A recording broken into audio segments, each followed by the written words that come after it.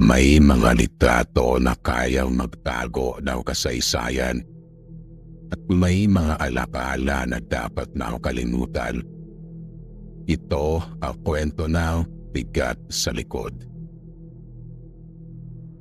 Welcome sa Pinas Horror.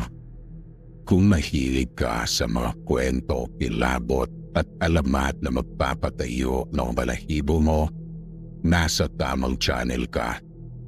Huwag kalimutang i-like ang video na ito, mag-comment kung anong parte ang pinaka-nakakatakot para sa iyo, at mag-subscribe ka na rin para updated ka sa mga bagong kwento gabi-gabi.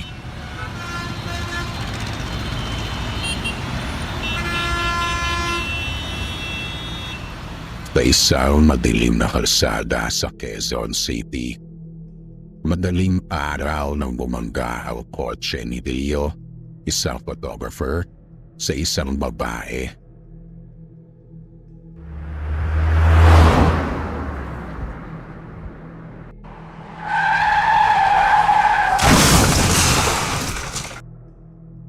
Nakatigil siya, nanininig, habang nakahandusay ang babae sa gilid ng kalsada.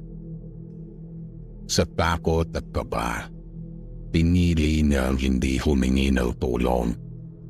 Umalis siya at iniwan ang bangkay.